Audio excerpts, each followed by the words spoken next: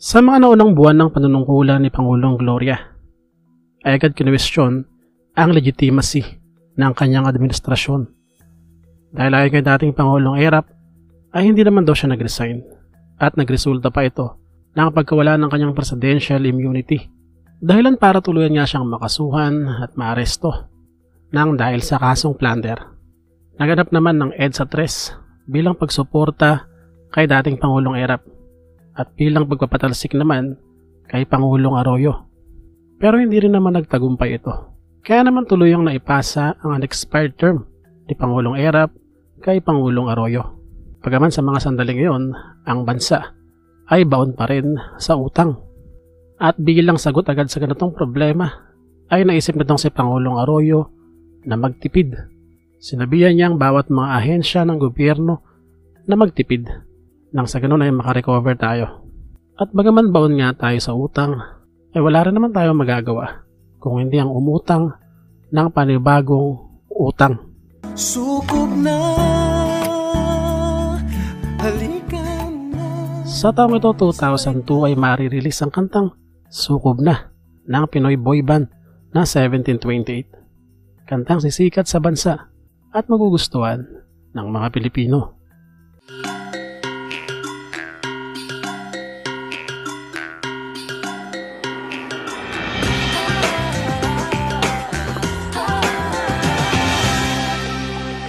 Sa taon din ito 2002 ay magpapasimula ang pagpapromote ng Philippine tourism gamit ang Wow Philippines campaign.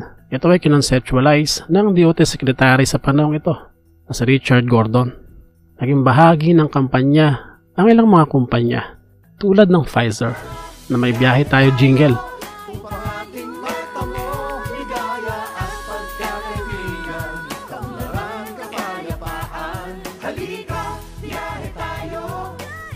At ang I Love Philippines biyahe na ng Smart.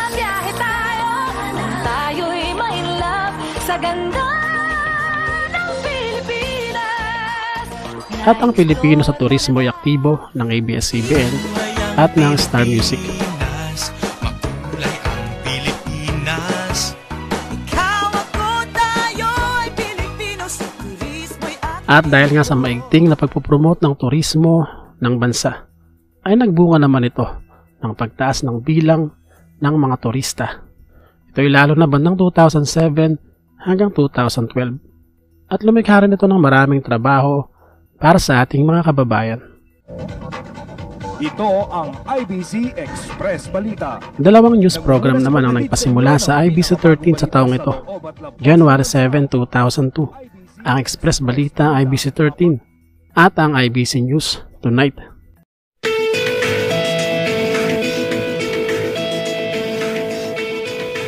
Maaga naman nagpasimula sa taong ito ang pagre-release o pagpapasimula ng isa sa pinakanagigiliwang anime sa bansa, ang Hunter x Hunter. Nagpasimula din sa GMA January 7, 2002. 1998 pa nagpasimula ito sa Japan bilang manga at lumabas din sa Weekly Shonen Jump. At sa ating bansa ay nagustuhan ito ng mga kabataan dahil sa ganda ng kwento nito. I'm not a girl.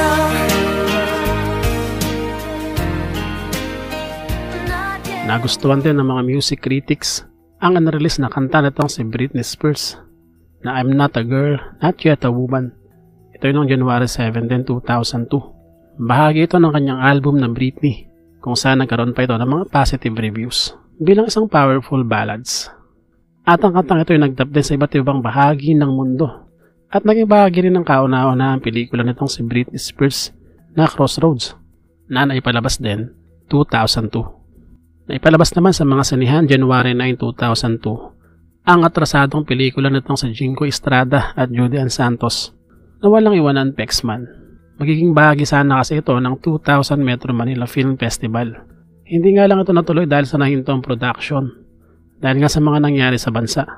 Sa tatay ni Jingoy, nalano rin itong isama sa 2001 MMFF pero hindi rin naman ito umabot sa deadline. Kaya naman napilitan na lang itong ipalabas early ng 2002.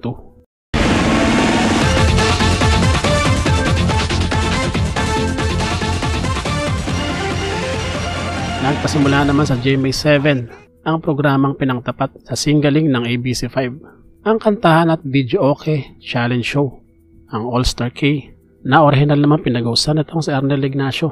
Bagaman nagustuhan ng mga Pilipino, iba pa rin talaga ang hatak ng singgaling sa mga panahong ito.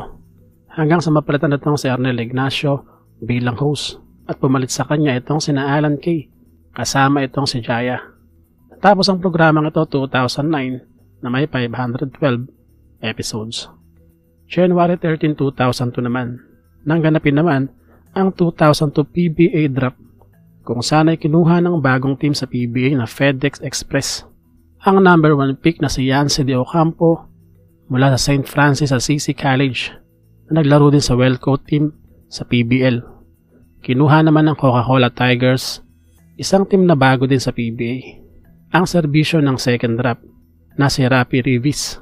Ito naman ay mula sa Amerika at naglaro din sa San Juan Knights sa NBA. At para naman sa third pick, kinuha naman ng Santa Lucia itong si Umancy Rodriguez mula naman sa Mapua. At number 4 naman itong si Chris Calagio na kinuha naman ng Shell. Huwag niyo naman bukuhin si Marisa. She doesn't make dinner. She makes reservation. Na-release naman January 16, 2002 ang pelikulang American na Adobo. Kwento ng 5 Filipino-American na mga magkakaibigan na nakatira sa New York. Iikot ang kanilang kwento sa love, career, friendship, at sa cultural identity. Pumida dito sina Cherry Pie Picache, Christopher De Leon, Nina Bonnevie, Ricky Davao, Paolo Montalban, at kasama rin ng mga Amerikano na sina Tracy Ann Wolf at Randy Baker. Ang pelikulang ito ay dinirect ng batikang direktor na si Loris Guillen. We're here at the Arctic Challenge, the race that celebrates the bond between men Na-enjoy naman and ng mga bata at ng mga kids at heart ang Hollywood comedy film na Snow Dogs na na-release January 16, 2002. Ito ay pinagbidahan ng Academy Award winner na si Cuba Gooding Jr. Kwento ng isang successful dentist na pinamanahan ng mga Alaskan Snow Dogs, mga aso na kailangan niyang paamuhin at ituring niyang kanya. Nakalaunan ay tuturing naman siyang ama. January 18 naman 2002, as usual, marami na naman mga demonstrador ang nagtipon-tipon para tutulan ng joint US-Philippines military exercises sa bansa. Ito rin kasi yung panahon na nagpaparamdam na yung Amerika na gusto nilang makisali sa gera laban sa mga bandidong Abu Sayyaf. Sa kabila nito ay maraming tumututol nga at naniniwala ang mga demonstrador na hindi na sila kailangan at hindi ito ang solusyon sa problema nga sa kaguluhan sa Mindanao. Sa mga sumunod pang araw ay kasunod din ang rally sa unang taon ng administrasyon ni Pangulong Arroyo.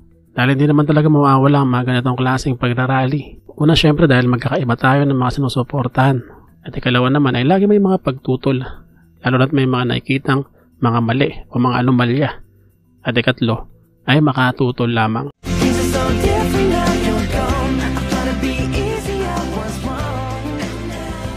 Sumunod na araw ay mare-release naman ang kantang Caught in the Middle ng boy band na A1.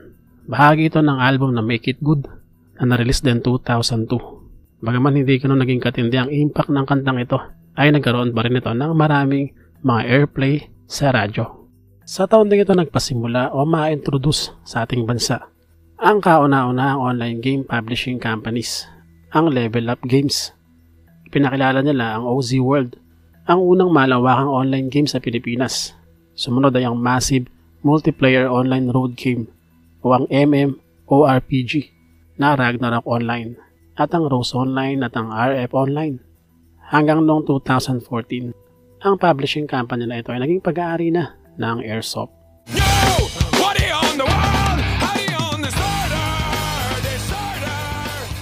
January 22, 2002, ang ma-release naman ang kantang Toxicity ng bandang System of a Down na mula naman sa kanilang second album na Toxicity rin ang pangalan. Ang heavy metal genre ng banda ay agad namang na-adapt ng mga Pilipino dahil sa mga panahon ito ay nauuso na ganitong genre at marami na rin nakikinig sa ating bansa. Kaya naman nagkaroon pa nga ito ng Tagalog version na Order Taker na ginawa ng parokya na Edgar.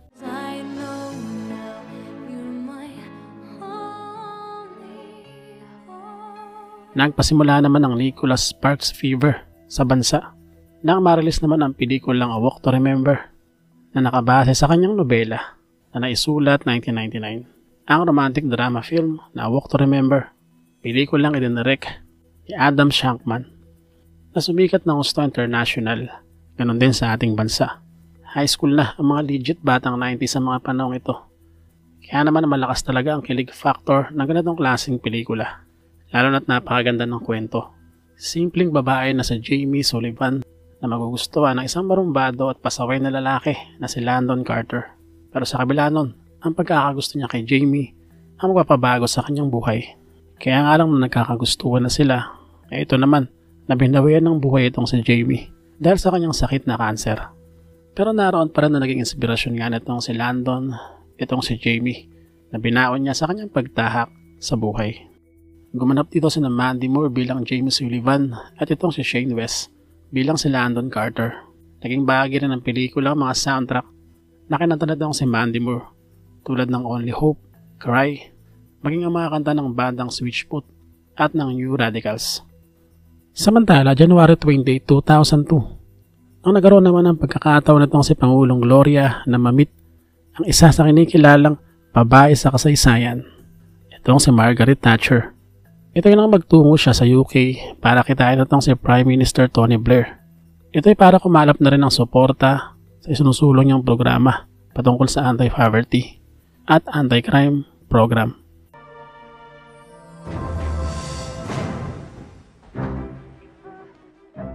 June 30, 2002, nang may palabas naman sa mga sinehan ng pelikulang Kung Ikaw Ay Isang Panaginip, pelikula ni Wendy Ramos na isang romantic comedy fantasy film na mula sa Star Cinema na pinagbidaan itong sina Jolina Magdangal, Leandro Muñoz at introducing dito si Rafael Rosel. Huling pelikula ito ni Jolina sa Star Cinema, kung saan ang sumunod na rito ay ang Mamshis, Ang Soul Mo'y Sakin noong 2021.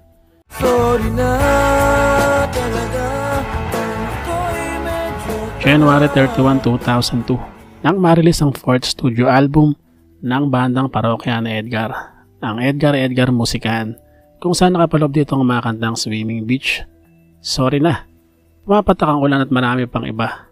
Nagpatuloy ang kakulitan ng banda sa kanilang mga kanta, bagaman naroon din ang ibang timpla. Kaya naman nanatili rin ang pagtangkilik sa kanila ng mga Pilipino.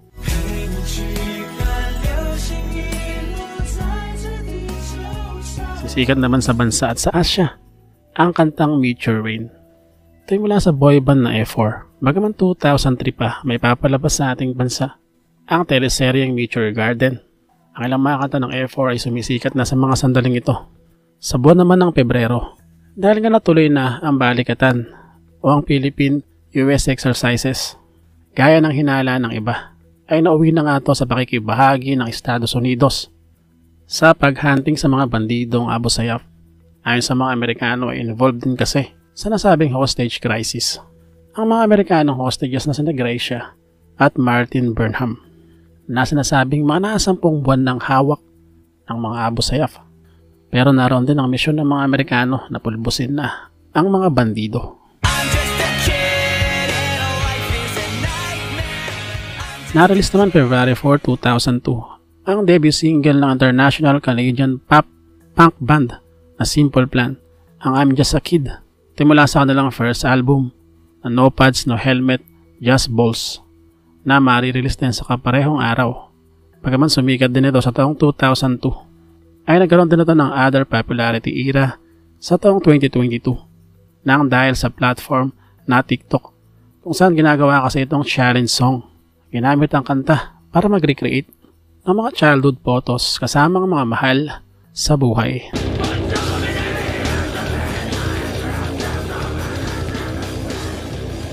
Sa taon ding ito, 2002, ay mari-release ang album na Pilipinas ng bandang Cheese o Queso, isang metal band na gagawa rin ng pangalan sa larangan ng rakrakan. Sa album na ito ay nakapaloob ang mga kantang Parusa, Motaka at marami pang iba. Ang Cheese at ang mga bandang katulad nito na Slapshot ay bumubuhay talaga sa crowd sa mga event o concert. Kaya kadalasan sila yung hinuhuli na nagpe-perform dahil tiyak na magkakagulo at magkaka-islaman. got to do it, got to do it. Sa kasalungat na genre naman, na-release February 4 din 2002. Ang international hip-hop song ng American rapper na si Fat Joe, kasama ang singer na si Ashanti. Ang kantang What's Love, na syempre magugustuhan din ng mga mahilig sa hip-hop song sa ating bansa at magiging bahagi rin ng kanilang mga sounds. Nagpasimula naman February 10, 2002 ang 28th PBA season. Sa pagkakataong ito ay nauna ang Governor's Cup at hinuli naman ang All Filipino Cup. Ito ay dahil na rin sa pag-accommodate o pagpaparticipate natin sa 2002 Asian Games. Bumuo ng dalawang national team, ang Team A at ang Team B, na tinawag na Selecta RP at Happy RP. Matapos ay nag-merge ang dalawang team na ito para makabuo ng final lineup at sa taon ding ito sa PBA ay pinagmulta rin ang talk and text coach na si Bill Baino nang tawagin niya ang liga na San Miguel Basketball Association. Alam niyo na siguro kung bakit.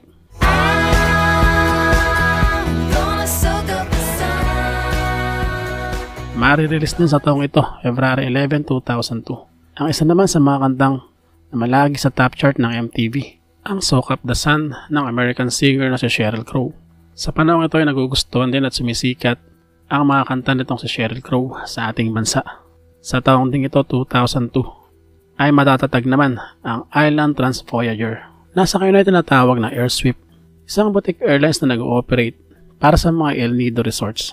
Hanggang nito lang 2024 ay na-acquire na rin ng Cebu Pacific ang pamamahala sa kumpanya. Mula naman February 14 at sa mga sumunod pang araw ay nagpasimula naman sa mix ang napakaraming mga segment. Wala kasi ng matatag ang mix noong 2000. Ay nito lang sila nagkaroon ng mga programa tulad ng Melo Mix, Backtracks, OPM Countdown, Mix Hit Chart at marami pang iba. Ito ay dahil nga sa taon ding ito ay magpapasimula ang kanilang 24-hour pay channel. Kaya naman naisip nila na occupied na ang lahat ng mga time slot sa pamamagitan ng iba't ibang mga segment. February 17 naman, nang unti-unti nang dumarating sa basila ng mga US troops para nga sa kanilang misyon na tugisin ang mga Abu Sayyaf. Making my way downtown, walking fast, faces pass and I'm homebound. Sumunod na araw, February 18, ay na-release naman ang kantang 1,000 Miles, debut single ng American singer si Vanessa Carlton. Bahagi ito ng kanyang Be Not Nobody album na na-release din 2002. Masabi rin isa itong one-hit wonder na nag-trend sa buong mundo at nakapasok sa Billboard Hot 100. Sa ating bansa ay sikat na sikat din ang kantang ito na laging pinapatugtog sa mga radyo hanggang sa panahon natin sa ngayon. Malungkot na balita naman, February 22, 2002, nang bumagsak ang Chinook helicopter ng US troops sa Zamboanga, kung saan 10 Amerikano binawian ng buhay. Ang helicopter ay bumabiyahe na pabalik sa Mactan matapos itong magatid ng mga troops sa Basilan. Sinasabing bumagsak ito sa katubigan, malapit sa isla ng Apo sa Zamboanga. There are probably just 2 of us who have actually witnessed, no, this the president sign, Jose Velarde. Sa bonding ito, February 26, ay inamin na dating Pangulong Erap na siya pumirma sa 500 million na Jose Velarde bank account sa Equitable PCI Bank. Bagaman iginiit niya na pagpirma niya raw dito ay bilang garantor lamang ng isang loan ng mga kaibigan niyang businessman, kabilang si William Gatchalian. Sa taon ding ito, 2002, ay ma-establish ang The Gusi Peace Prize, isang private award na ibinibigay ng Gusi Peace Prize Foundation para sa mga kilalang individual at organisasyon na nagbibigay ng kontribusyon sa global peace at progress. Ito ay sa kanilang mga larangan.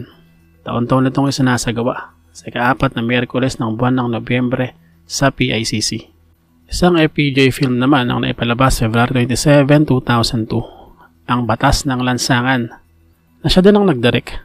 Kasama niya sa pelikulang ito si Nadine Bonnevie at Roy Vinson. Gumanap siya bilang Major Ruben Medrano na makakasagupa ang mga sindikato ng droga.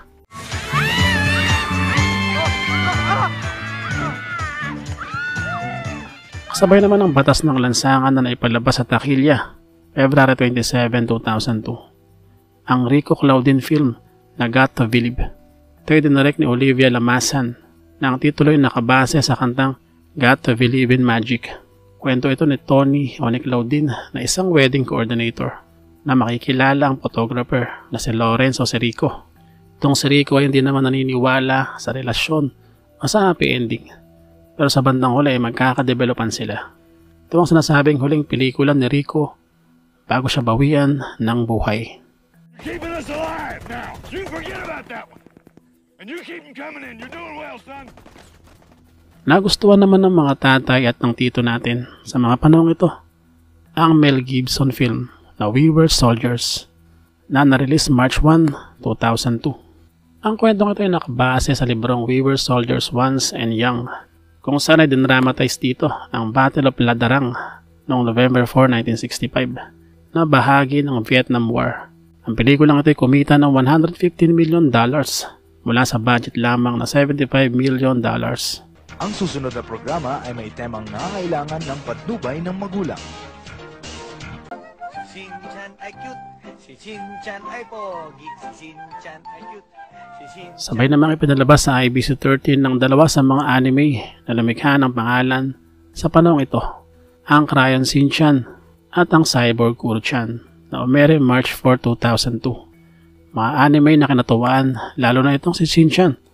Sobrang kulit ng karakter na nasabing dinab ni Andrew ang boses. Kasama ni Shin-chan ang mga karakter ni Nana Carmen, Pilar Mayumi, Poyet at marami pang iba.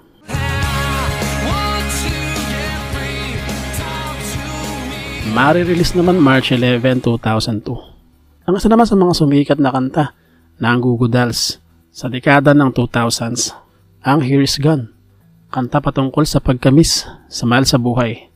First single ito ng 7th album nila na Gutter Flower.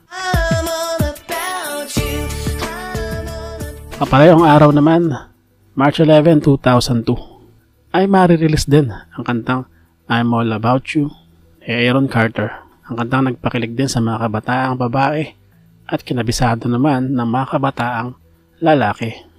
March 6, 2002 naman, na maganap naman ng lindol sa Mindanao na merong magnitude na 7.5. Isa sa pinakamalakas na lindol sa taong 2002 sa buong mundo na kumitil ng 15 buhay at nagkaroon naman ng mahigit 100 na sugatan. Sinasabing mga nasa 800 kabahayan ang nasira sa gawing Southern at Central Mindanao at 33 rito ay nagiba talaga ng todo. Bukod dito ay na-damage din ang 7 tulay, mga paaralan at mga ospital. Naging sanhi din ito ng landslide sa South Cotabato. Ito ay nang umapaw ang Mount Parker kung saan bumaha sa mga residential area.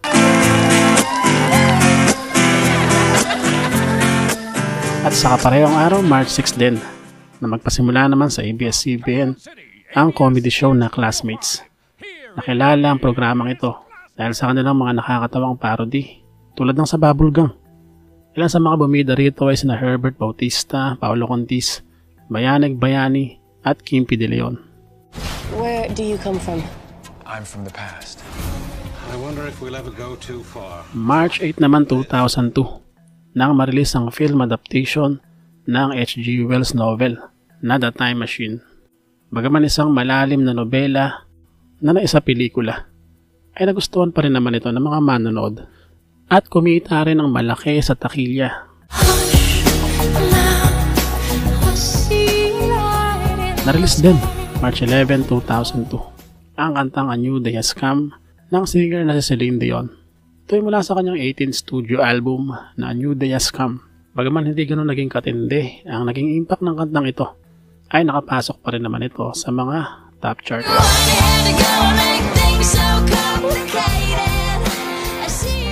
Sa kaparehong araw, March 11, 2002, ay mari-release din ang kantang Complicated nitong si Avril Lavigne mula sa kanyang debut album na Let Go. Dito sa araw na ito ay magpapasimula ang matinding kasikatan nitong si Avril.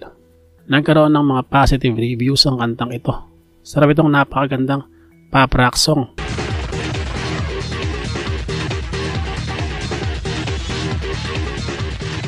Na-introduce din March 12, 2002 ang Nokia 7210. Isa ring cellphone na pangalso na nakasama din sa mga lineup ng mga cellphone na ginamit sa panahong ito sa ating bansa.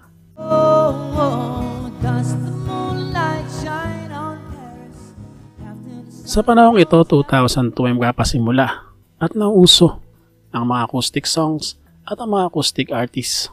Katulad ni Noy Volante, Paulo Santos, Nina, MYMP, at marami pang iba. Panahon na maraming mga tumutugtog sa bar ng mga guitar artists na hanggang sa ngayon naman ay ginagawa pa rin at bahagi na ng music scene sa ating bansa.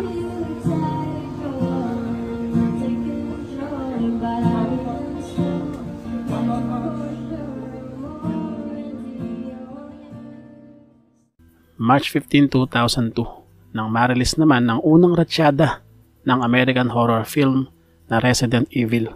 Pelikulang nakabase sa video games na pinagbidahan nitong si Mila Jovovich. Isa rin ang pelikulang ito sa nagpasimula ng mga zombie movie at ang Resident Evil series ay umabot ng 11 pelikula. Ilang mga North Korean din ang nagtungo sa ating bansa. March 15, 2002.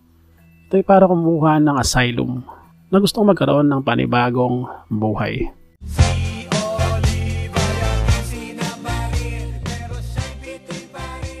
Sisikat din sa taong ito ang double meaning na kanta na Submarine ng hari ng dirty rap na si Andrew E. Bagaman bahagi pa ito ng kanyang album na release 2001 pa.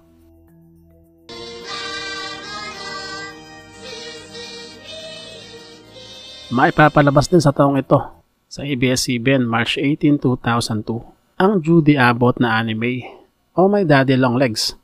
Kwento ng ulila na si Jody Abbott na mabibigyan ng pagkakataon makapag-aral sa Lincoln Memorial High School. Ito ay sa tulungan ng misteryosong tao na si Daddy Longlegs. Tapos naman ang 1991 movie na Anak ni Baby Ama. March 20, 2002 nang magkaroon na ito ng part 2 o ng sequel, Ang Hari ng Zelda, Anak ni Baby Ama 2, na muling gagampanan nitong si Robin Padilla, kung saan naging co-writer din siya dito. Sinasabing 80% ng pelikulang ito ay batay daw sa totoong buhay at sa mga experience nitong si Robin sa kanyang pagkakakulong sa New Bilibid Prison.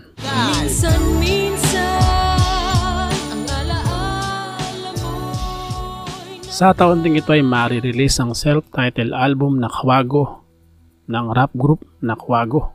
Album na kinagiliwan ng mga hip-hoppers, gangsters, mga rapper sa gilid-gilid sa panahong ito. Kabilang sa mga sumikat nilang kanta, Ang Kailanman, Paminsan-Minsan, at napakarami pang iba. We say goodbye to our brother Rico, yet knowing that he will always remain with us. Isa naman sa malungkot na bahagi ng Philippine showbiz ay ang maagang pagpanaw nitong si Rico yan, March 29, 2002. Holy Week iyon at nasa bakasyon sila nang matagpuan na lang siyang walang buhay sa kanyang kwarto ng kaibigan niya at artistang si Dominic Ochoa sa Palawan. At ayon sa ulat ng kanyang kinamatay ay cardiac arrest. Ito ay dahil sa acute hemorrhagic pancreatitis. Sinasabing bangungot daw.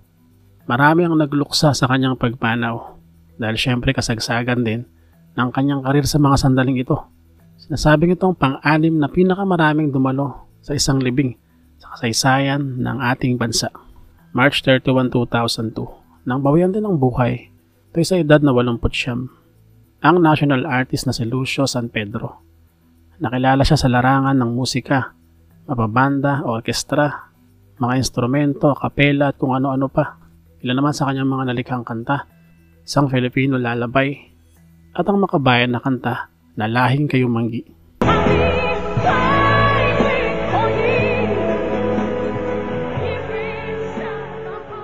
Sa kaparehong araw, March 31, 2002, na magpasimula naman sa IBC 13 ng reality competition show na Star for a Night. Ito naman ay pinag-usahan nitong si Regine Velasquez. Ang competition na ito ay nakabase sa international show sa UK na Star for a Night.